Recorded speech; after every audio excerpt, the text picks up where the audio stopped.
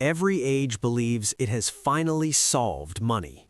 Every empire tells its people the same story.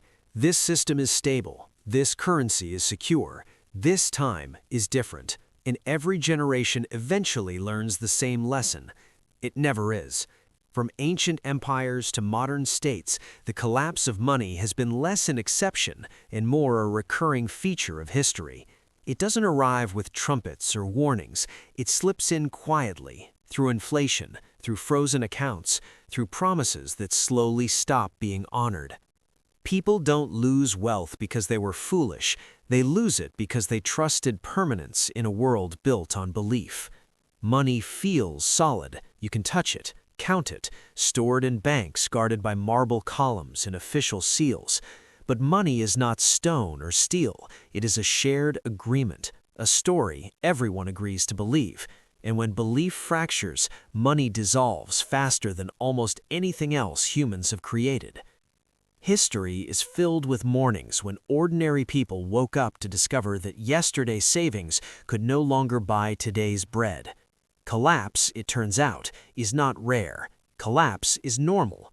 The real question is not if financial systems fail, but who survives when they do. The lie of stability. Consider one of history's longest-running monetary successes, the Byzantine Empire. For centuries, its gold coin, the solidus, was trusted across continents. Merchants accepted it without weighing it. Kingdoms used it as a benchmark. It was, in many ways, the medieval world's reserve currency. Byzantium had every reason to protect it. They had already witnessed Rome destroy itself by diluting silver coins until they became metal in name only. Surely they had learned. They hadn't. Slowly, almost imperceptibly, the gold content was reduced. Tiny changes, minor adjustments, just enough to fund wars, bribe rivals, and delay political consequences. At first, no one noticed, but markets always notice eventually. Once trust cracked, the illusion shattered quickly. The coin that had anchored trade lost credibility. Confidence drained from the economy. What survived was not imperial decree or legal tender laws, but real value. Those who held quietly pure gold, land beyond imperial reach, or productive assets endured. Those who trusted the system watched centuries of stability unravel in a generation. The lesson is ancient and unchanging. Power always tries to stretch money beyond its limits, and when it does, value escapes.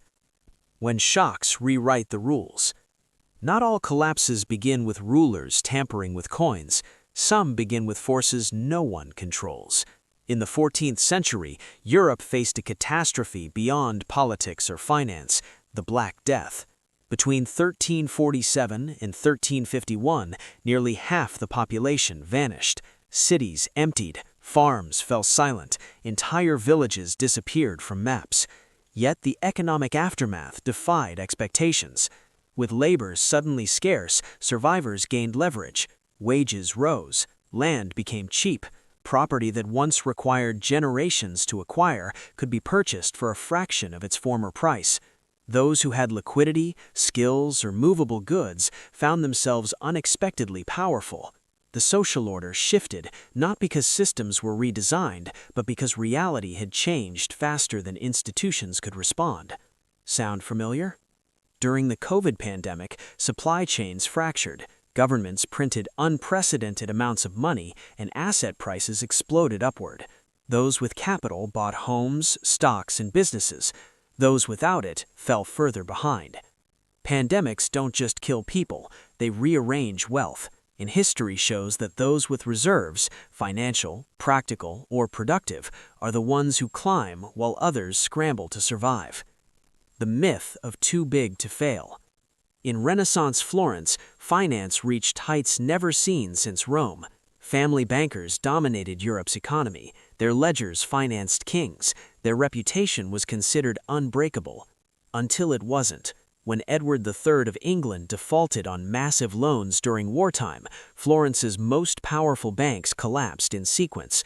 Depositors were wiped out, trade froze, the city plunged into chaos. What people learned, too late, is that size does not equal safety. Institutions exist to profit, not to protect your future. When they fail, they do not absorb the loss for you, they transfer it to you. This lesson reappears endlessly. Florence in the 1340s, Wall Street in 2008, Lebanon after 2019. The names change, the outcome doesn't. War, paper, and illusion. The American Civil War wasn't just fought on battlefields, it was fought on printing presses. Both sides needed money, neither had enough gold. The Union issued greenbacks, currency backed not by metal, but by faith in the federal government. Inflation followed, slowly eroding purchasing power. The Confederacy went further. Desperate and isolated, it printed currency at a staggering pace. Prices spiraled into absurdity. Salaries became jokes. Soldiers were paid with paper that lost value before payday arrived. By war's end, Confederate money wasn't weak, it was worthless. What survived were tangible things: land, food, tools, and commodities. Those who held paper promises lost everything. Those who held something real rebuilt. America has already lived through monetary collapse. It just prefers not to remember it. Revolutions eat money first. In revolutionary France, optimism gave way to desperation. To stabilize the economy, leaders issued paper notes backed by seized church lands. In theory, the system was sound. In practice, printing overwhelmed reality. Each new issue diluted the last. Prices exploded. Farmers refused paper. Markets reverted to barter and metal. The assignat collapsed, not because it lacked ideology, but because it lacked restraint. Revolutions destroy old orders. They almost always destroy money in the process. And when trust breaks, savings don't decline gradually, they disappear. Global debt, local pain. In 1997, Southeast Asia learned a modern version of an ancient truth. Countries borrowed heavily in foreign currencies, confident their exchange rates would hold. When confidence cracked, currencies collapsed overnight. Debts doubled, jobs vanished, entire economies contracted. Those holding foreign assets survived. Those trapped in local currency bore the pain. Debt in someone else's money has always been dangerous. When storms arrive, creditors float, debtors drown. When banks say no. Lebanon offers a warning too recent to ignore. In 2019, banks froze accounts, withdrawals were restricted, the currency collapsed. Middle-class families watched lifetime savings dissolve. Doctors, engineers, retirees, people who had done everything right.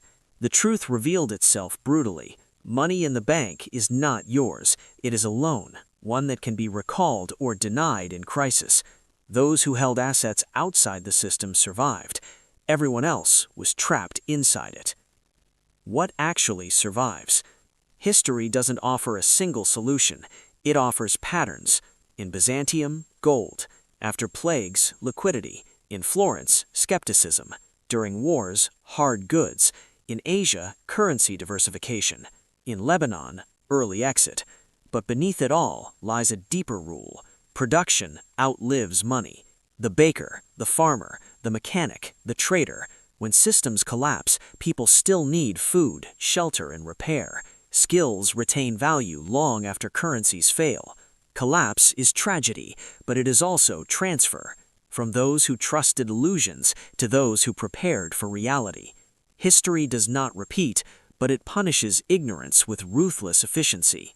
So the real question is not if the system will hold, it's whether you will when it doesn't. If this changed how you see money, history, or risk, subscribe. The past has already mapped the future. You just have to look.